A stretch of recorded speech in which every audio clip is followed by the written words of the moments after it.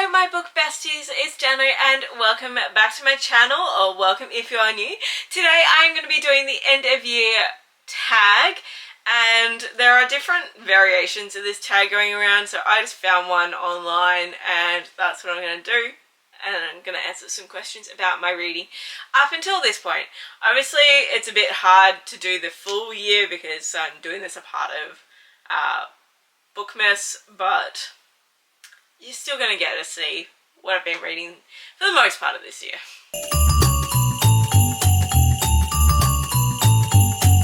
The first question is the most disappointing book that you've read this year, and for me this is A Deadly Education by Naomi Novik. I just really did not care about the storyline. I found it boring in places. It went on for such a long time and I didn't care, really. I have heard other people say this similar things to me, their thoughts of the book. I've heard that it gets better. I'm not rushing to finish the series, but we'll see how we go. The rest of the series might be great, but I was just disappointed with this book because so many other people did say that how much they loved it.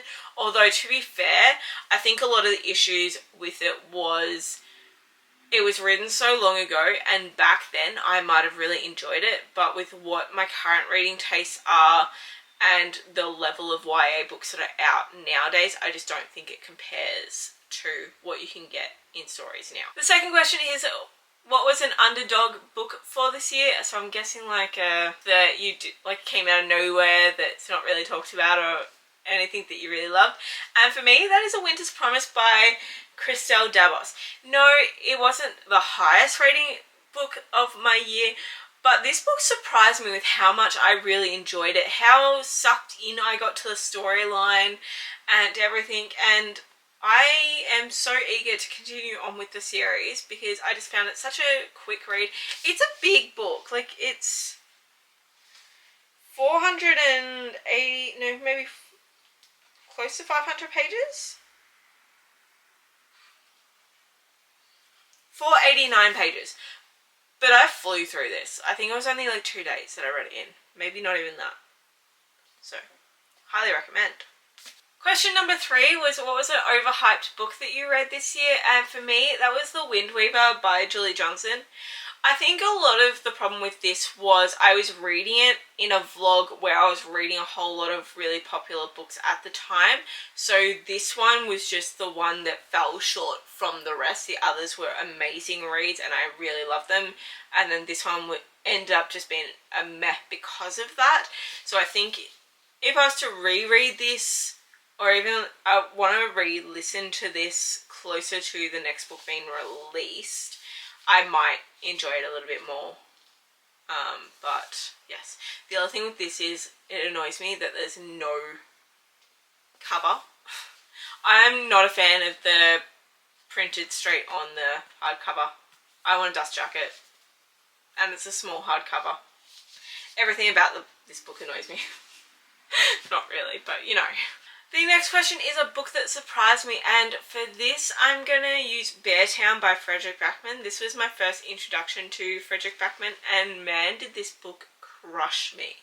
It put me into a massive slump afterwards, but I'll preface this of, the book was amazing. It was just so emotional that I wasn't quite prepared for how much that would drain me afterwards. And I was reading it during a readathon month, and that was just a bad idea. So lessons going forward, Fredrik Backman books, read at the end of the month for a readathon or some other time. Not in the middle, because then you're not doing much else. But I really enjoyed this book. It was a very hard book to read. There was a lot of things that you want to go in. If you do like to see trigger warnings and things, this is definitely a book that you need to read the trigger warnings if you are susceptible to different things. I think that it's becoming more and more common for books to have a spot within them, whether it's at the front or the back, to have trigger warnings, but this book was a lot older, so I don't think it was really thought about then. but there's a lot of heavy topics in it. So I was bawling my eyes out. There's a vlog somewhere up on this channel where I'm just crying because I'm finishing this book, and it was gut-wrenching, but so real, and it just surprised me how real all those characters felt. The next question is my book couple of the year. I'm really bad at remembering things like this. I think I'm going to go with, though... Look, I know I'm missing books in this, and I'm missing couples, so don't hate me. But possibly one of these two. So Saphira and Aiden are just a sweet couple. Aiden is such a sweet guy, goes out of his way to try and help, and, you know, doesn't really do anything major to stuff things up, which I enjoyed in this book. And, oh crap, what are their names in Pumpkin Spice? Jenny and Logan. Ginny. They're just such a sweet couple. And even as the story continues on in a Cinnamon Bun bookstore, they're still such a sweet couple. So probably these two, just for the sweet, like, these are relationships goals. As much as I love Tall, Dark and Handsome, like, and those steamy romantic books, what I would actually want out of a partner is more along these lines. The next question is main character of the year. So I kind of really do love Aurea from the Serpent and the Wings of Night by Carissa Broadbent. But I actually think I'm gonna say my answer is Merrin from Diabound. I just loved her. She was great. Like, she had her faults, but then she also, like, overcome stuff. She got over her ego a bit, and I just really enjoyed it. I also really love Diabound, so highly recommend. If you haven't read Diabound, you need to read Diabound. So I think it's going to be Merrin, but this is going to be a pretty close second. The next question is a favourite author you discovered this year. So many. Because this was the first year of really getting back into reading, there was just so many authors that were new to me. So things like Carissa Broadbent, going down my list, Christelle Dabos, I really enjoyed, A.T. Qureshi, I'm definitely going to be Gail Carriger, I'm going to be missing so many people, Sable Sorensen. Oh, I feel bad now. I feel like I need to go through my list. Oh, the Twisted Sisters. Absolutely loved. Helen Sure. Absolutely loved Blood and Steel. Oh, there's just so many. This isn't me. Elise Cover. Rachel Gillig. Like, how many do you want me to answer? Because, oh my god, it's been Daphne Perry. It's been here. Laurie Gilmore. Like, oh, Kaylee Smith. I'm going down my list and I'm like, I've had a great reading year. Like, I have, for the most part, loved the books that I've read this year. The next question is the happiest book that I read this year. I think I'm going to go with A Baby Dragon Cafe. I don't know if it's really the book that was the happiest. Funny Story was also a really good book, but I also wouldn't call that complete. I don't think any book I've read this year is truly, like, happy. Like, they end off well, but they still go through their struggles. But I had such a good morning reading this book. I remember I was doing reading sprints and I just smashed through it. So, absolutely loved it. Recommend. If this is for romance lovers that are dabbling into fantasy elements, or if you like romance with elements of fantasy, this is not a romantasy. So the main focus on this book is the romance and that structure style, but there are baby dragons involved, And the baby dragon is so cute. I want a baby dragon. I really want to learn how to crochet a baby dragon, and I really, really want to make, oh, what's his name? What's the baby dragon's name in this? No! Sparky! I want to create a little crochet baby dragon of Sparky. The next question is the most frustrating book of the year. It's not a hard one. For me, that was Girls of Paper and Fire by Natasha Nang. I rage read this one and complained about it the entire time. I think that video is still to come out. You'll see. Anyway, I don't know why this book was written. Some of the elements in it were just so unnecessary and so gross that no. And I'm not even giving it the excuse of it was written so long ago, because it was unnecessary 10 years ago too. Trigger warning right now. Essentially, this book is talking about child sexual assault and it being condoned. Really, that's what the start of this book is. So, yeah. The next question is best book adaptation of the year. And I was just going through the list. I haven't really read that many books that have become like something else. There's ones that are in the works, but I haven't been able to see them yet to be able to know that they're the best adaptation. So really, I think the only ones I can use are like Harry Potter, Matilda, and Miss Peregrine's Home for Peculiar Children. I think they're the only adaptations that I've actually watched the thing afterwards that I'd consider for this prompt anyway. So I'm going to go with Harry Potter just because, yeah. But I'm hoping that next year comes out with a whole lot of really good adaptations. There are talks of so many good books getting picked up as series, and I definitely prefer when they get picked up as a series because they can spend more time in that world and actually develop it like you do in the book, whereas a movie they just cut so much of it out. So fingers crossed that they're all really good.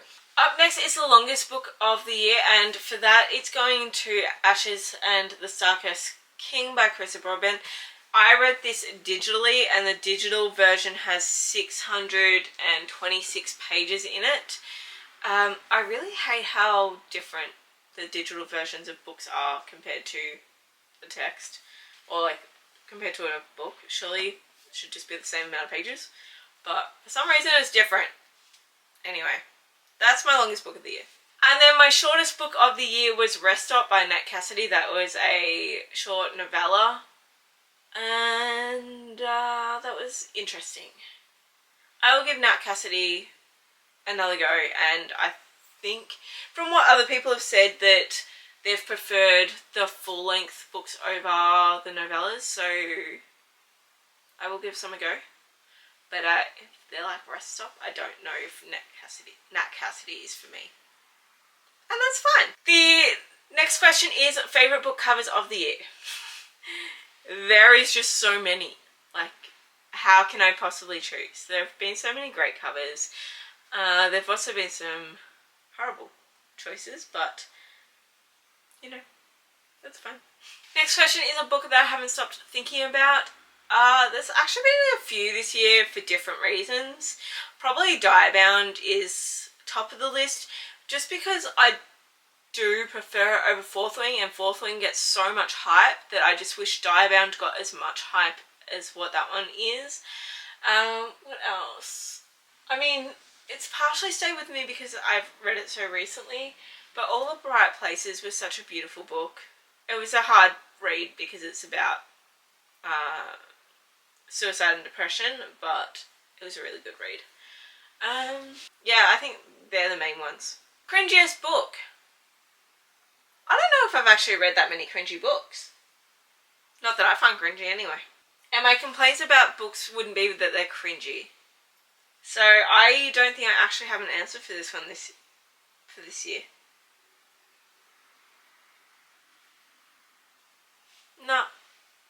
again, I don't know what I would consider cringy. Like, Rest Stop I found gory and I had to put it down because I was reading it under the covers at night and just couldn't, but that's not cringy. The next question is unpopular book that you have loved, and I'm just going to say Powerless by Lauren Roberts. There's been all kinds of controversies with this series and I haven't looked too far into it. I don't particularly want to. I don't want to get sucked into whether it's a rumorville or if it's fact, and I don't want to be a part of it. But I enjoy these books. I have read the second book now, and so I've got the last one and a couple of offshoots to go. But yeah, I quite enjoyed reading these and love them. And I just know that other people haven't loved them as much as I did, so that's fine. Each to their own. But I'm going to put this one. Okay, the next question is the lowest rated and the highest rated on Goodreads. And do you agree? I don't use Goodreads anymore. I use Storygraph, and I don't think there's a way to see that on there at the moment. So I'm just going to skip over this question. And then we have favourite book quotes. I really don't track quotes.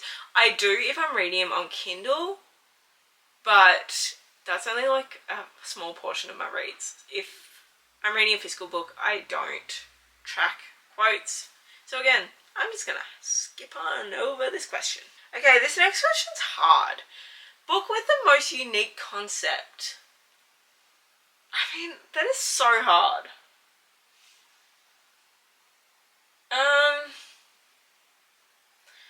Like, I really enjoyed Arcana Academy because it had different elements in it and I liked the use of magic in that. I don't know if I read Quicksilver this year. Oh, One Dark Window, I really enjoyed. That had a unique way of using tarot cards as well. It's a really hard one to answer because I feel like, well, I don't want to discourage people, but there's not much that's new anymore. It's just how it's done and the characters and the writing and everything like that. So I really don't know. A lot of the books that I read do have very similar concepts and similar like structures and things like that. So I just don't think I'd say anything is unique. But again, at the same time, they're all unique to their own selves. I don't know. I didn't really answer that one well, but I'm going with, yeah, either Arcana Academy or One Dark Window. A book that you read this year that you would reread. One Dark Window, Diabound,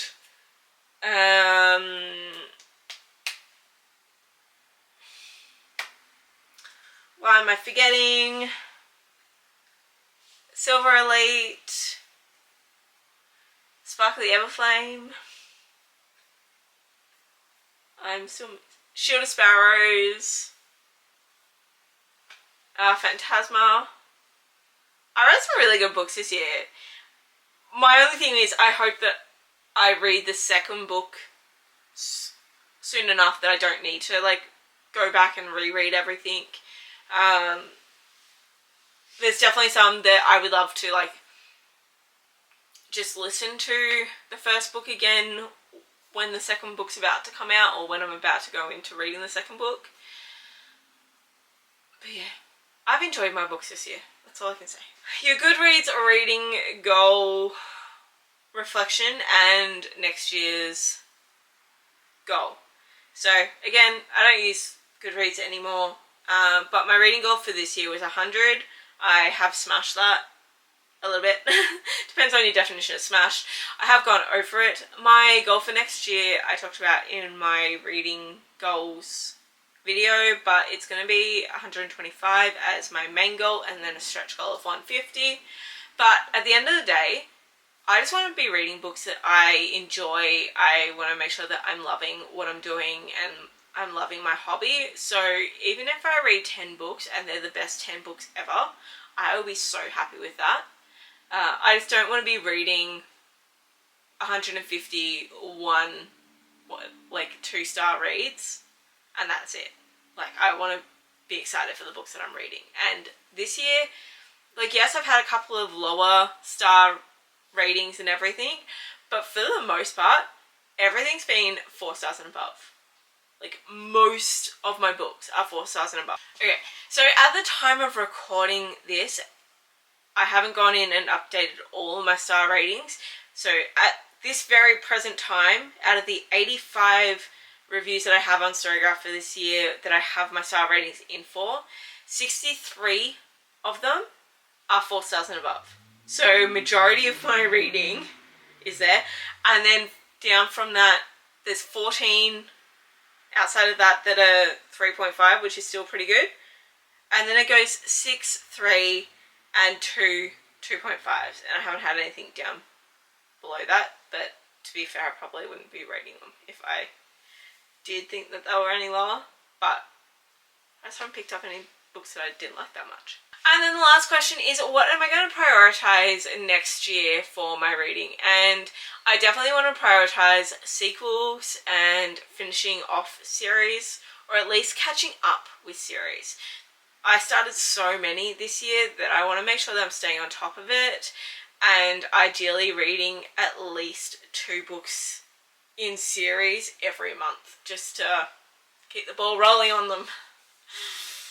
Hopefully, we'll see. It'd be nice to stay on top. I don't think it's even possible for me to make the goal of, it'd be nice to complete as many or work on as many series as maybe I can put it that way. I want to work on as many series next year that I started this year that I'll start next year. So if I start 10 series next year, I want to have read at least 10 books from series that I started this year next year. Surely that's doable, right? Let's see if I can hold myself accountable for that one.